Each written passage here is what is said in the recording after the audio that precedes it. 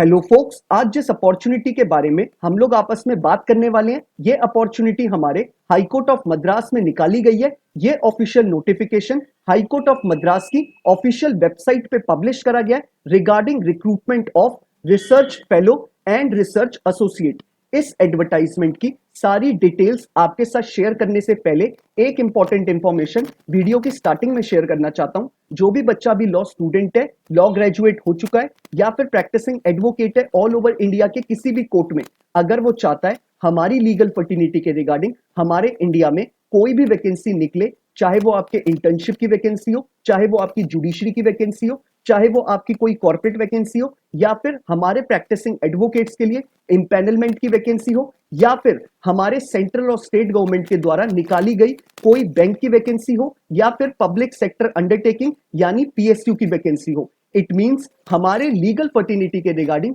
All over India में कोई भी वैकेंसी निकलेगी, आपको उस वैकेंसी के रिगार्डिंग इस चैनल पे टाइमली अपडेट्स मिल जाएंगे, ताकि आप टाइमली ही उन रिक्रूटमेंट प्रोसेसेस का पार्ट बन पाएं और जल्दी से जल्दी एक अच्छी अपॉर्चुनिटी को ग्रैब कर पाएं। तो मैं चाहूंगा जिस भी कैंडिडेट ने अभी इस चैनल को सब्सक्राइब नहीं करा है, वो मेक श्योर करे कि वो इस चैनल को सब्सक्राइब कर ले, ताकि उसको हर एक लीगल अपॉर्चुनिटी के बारे में टाइमली अपडेट मिल जाए और वो साथ ही साथ टाइमली ही उन रिक्रूटमेंट प्रोसेसेस का पार्ट बन पाए। अब बात कर लेते हैं हम इस डिटेल्ड एडवर्टाइजमेंट के बारे में। हाई कोर्ट ऑफ मद्रास जो हमें डेजिग्नेशन ऑफर कर रहा है, वो हमें रिसर्च फेलो की और रिसर्च असिस्टेंट की कर रहा है। रिसर्च फेलो के लिए हमारे लिए जो नंबर ऑफ वैकेंसी निकाली गई है वो सिर्फ एक निकाली गई है, और जो हमारे रिसर्च असिस्टेंट के लिए वैकेंसी निकाली गई है वो 3 वैकेंसी निकाली गई है।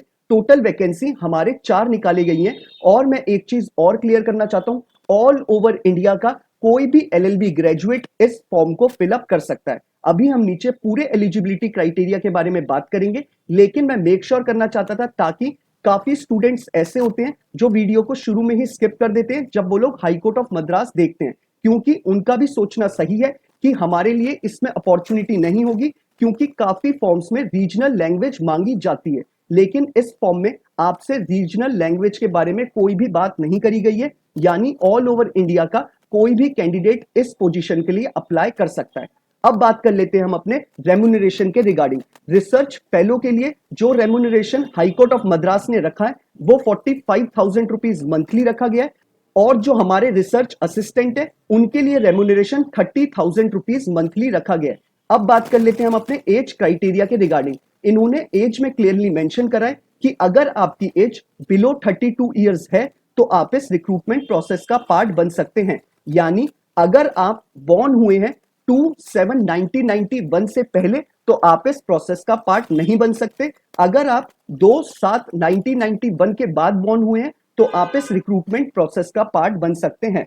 अब बात कर लेते हैं हम अपने एलिजिबिलिटी क्राइटेरिया में एजुकेशनल क्वालिफिकेशन के रिगार्डिंग।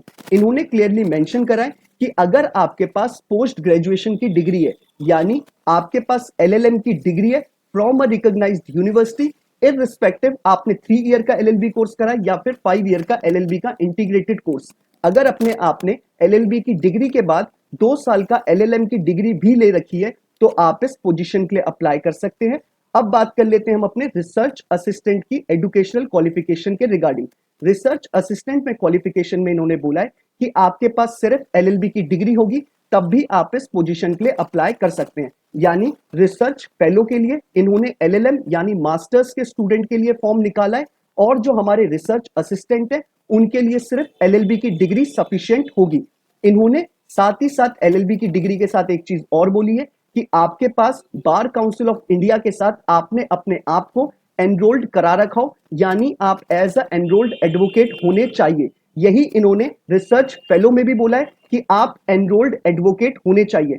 यानी रिसर्च फेलो के लिए आपके पास एलएलएम की डिग्री और साथ ही साथ आप एक एनरोल्ड एडवोकेट होने चाहिए, और रिसर्च असिस्टेंट के लिए आपके पास एलएलबी की डिग्री और आप बीसीआई के साथ एक एनरोल्ड एडवोकेट होने चाहिए। ये आपका पूरा एजुकेशनल क्वालिफिकेशन के रिगार्डिंग आपका criteria high court of Madras ने रखा है। अब हम बात कर लेते हैं कि और इन्होंने क्या चीजें मांगी है हमसे। इन्होंने क्लियरली मेंशन करा है कि आपको कंप्यूटर यूज करना आना चाहिए, आपको सर्च इंजन पे काम करना आना चाहिए, जैसे मनुपात्रा होता है, एसएससी ऑनलाइन होते हैं, ये सारी साइट्स को आपको यूज करना आना चाहिए, ऑनलाइन जर्नल्स आपको निकालने आने चाहिए। ये इन्होंने बेसिक चीजें बोली हैं।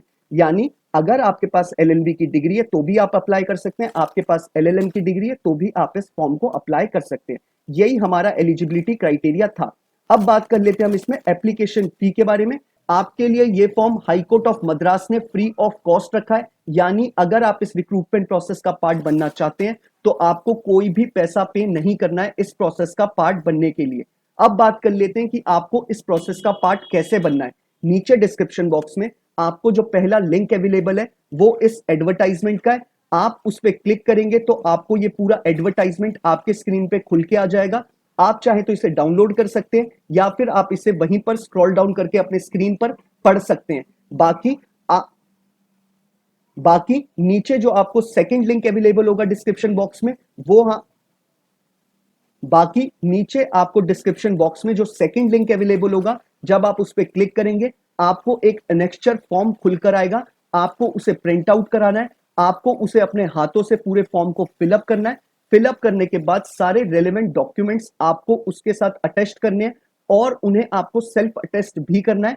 फाइनली आपको इनके रजिस्टर्ड ऑफिस पे अपनी एप्लीकेशन को एक एनवलप में डाल के भेजना है और मेक श्योर करना है कि आप ये पूरा प्रोसेस और इनके रजिस्टर्ड ऑफिस में आपका envelope before 15th of November 2023 शाम 5 बजने से पहले वहां पर पहुंच जाए, तभी आप इस रिक्रूटमेंट प्रोसेस का पार्ट बन पाएंगे। नीचे मैंने आपको एड्रेस डिस्क्रिप्शन बॉक्स में भी दे रखा है, आप डायरेक्टली वहां पर इसे कॉपी पेस्ट कर सकते हैं। यानी आप वहां पर उसे देखकर अपने एनवलप में डायरेक्टली फिलअप कर सकते हैं। बाकी मैं आपको एक बार पढ़ के भी बता देता हूं। द रजिस्ट्रार ब्रैकेट में recruitment comma high court comma Madras, pin code is 600104 और ये आपकी एप्लीकेशन बिफोर 15 नवंबर 2023 शाम 5 बजने से पहले इनके ऑफिस में पहुंच जानी चाहिए, तभी आप इस रिक्रूटमेंट प्रोसेस का पार्ट बन पाएंगे।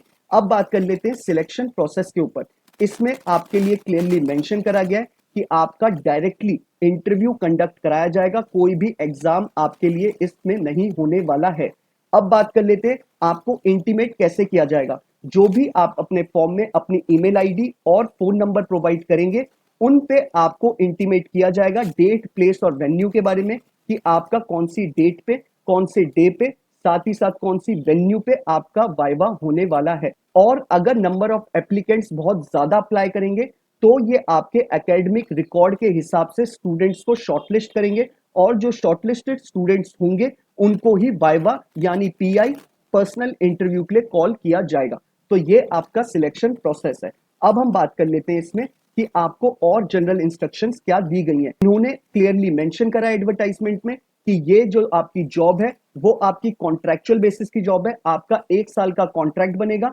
अगर आपके सुपीरियर्स को आपकी परफॉर्मेंस सेटिस्फैक्टरी लगती है तो आपके कॉन्ट्रैक्ट को रिन्यू कर दिया जाएगा और उसे एक्सटेंड भी किया जा सकता है। ये सिर्फ आपकी परफॉर्मेंस के ऊपर डिपेंड करता है। बाकी इन्होंने नोटिफिकेशन में एक चीज और मेंशन करी है कि अदर देन रेम्यूनरेशन आपको कोई भी एक्स्ट्रा फैसिलिटी प्रोवाइड नहीं करेगा हाई कोर्ट ऑफ मद्रास। तो यही सारी चीजें हमारे इस एडवर्टाइजमेंट में बताई है। मैंने मेजरली जो भी इंपॉर्टेंट इंफॉर्मेशन थी वो मैंने कवर अप कर दी है। इनकेस अगर आपको कोई चीज समझ में नहीं आई है तो आप मुझे नीचे कमेंट बॉक्स में या फिर इंस्टाग्राम या ट्विटर पे टेक्स्ट मैसेज कर दीजिएगा। मैं मेक श्योर करूंगा कि हर एक स्टूडेंट को टाइमली बेसिस पे रिप्लाई कर दूं ताकि वो टाइमली ही उन प्रोसेसेस का पार्ट बन पाए और जल्दी से जल्दी अच्छी एक अपॉर्चुनिटी को ग्रैब कर पाए।